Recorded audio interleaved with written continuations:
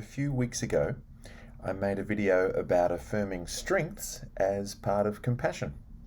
You can see the video here. To be more accurate, the video was emphasizing affirming one's own strengths as a part of self-compassion. Last week, I made a video about compassionate assertiveness. You can see that video here. And I realized that a part of compassionate assertiveness is acknowledging, affirming, and appreciating the other person, the person with whom you're trying to be assertive.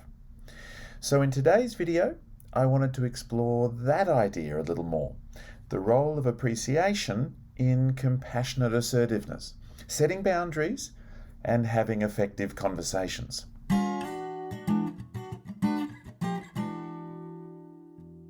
This might sound counterintuitive, but expressing appreciation for another person can be difficult. We can feel anxious, awkward, self-conscious. We can feel reluctant or even resistant to do so. Sometimes we feel such frustration or anger at the other person that we simply refuse to entertain the idea that there might be something about them that we appreciate. One way or another, expressing appreciation gets blocked, and we really struggle with saying supportive and generous things out loud. And yet, expressing appreciation for another person, their presence in your life, the things you respect or admire about them, and their characteristics or attributes can have a whole range of positive effects. Expressing appreciation can help others feel valued, boost their confidence, build warmth and safeness, create a closer connection, and develop a sense of cooperation and goodwill. This can help during difficult conversations and can help future difficult situations that you might experience with them. Praise can be helpful too, but it's a little different to appreciation. Praise, like punishment, is designed to influence another person's future conduct. When we praise someone, we are encouraging them to keep doing the behavior that we're praising. Compliments are worthwhile at times, especially when they are offered carefully, thoughtfully. But like praise, compliments involve passing judgment on the person. A compliment is undoubtedly a positive judgment, but it's a judgment nonetheless. Praising or complimenting others are great and can feel good, but they can create a power imbalance in which a person who sees themselves as superior is casting positive judgment down on the inferior person. So most effective when handled with care. Appreciation serves to elevate the other person, putting them somewhat above you or looking up to them. In a way, when you appreciate someone, you're truly prizing their characteristics and qualities. Appreciation moves away from praising certain behaviors or complimenting more superficial aspects and moves towards the person's strengths, qualities, values, and contributions.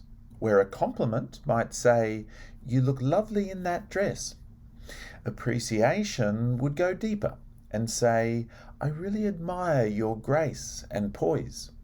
Here are some examples. "I appreciate your guidance. I appreciate your help.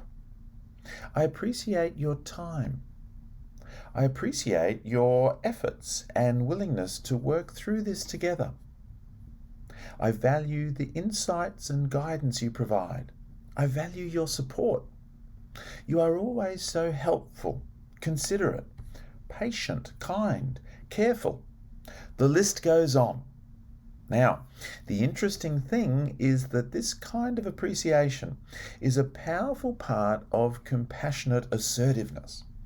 Of course, we can appreciate people at other times too, anytime, all the time.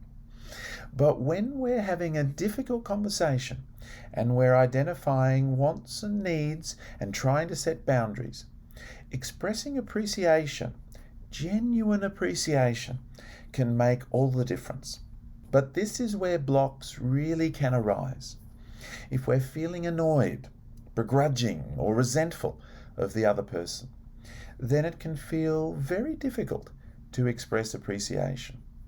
If you think about expressing appreciation to someone in this kind of situation, where there's rancor, what are some of the blocks or resistances that arise for you?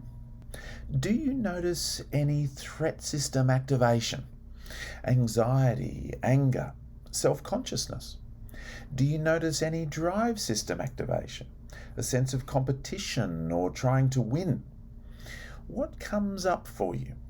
Remember when I mentioned earlier that when you express appreciation, the other person feels more valued, the relationship feels more safe, and the interaction becomes more cooperative.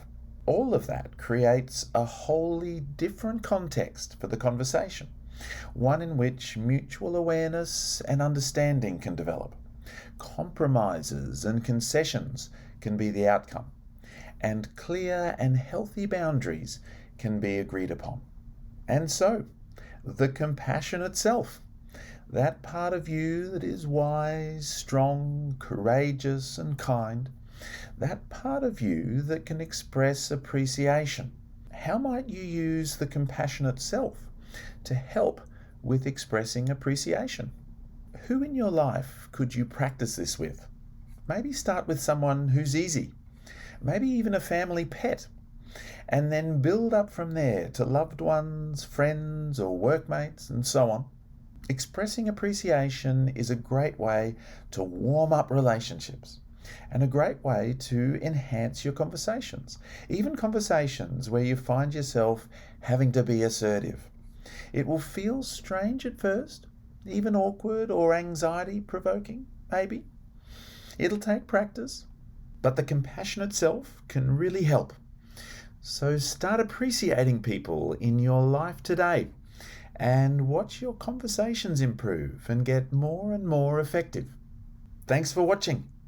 Please click the like button to show your appreciation. And please share to anyone who might be interested.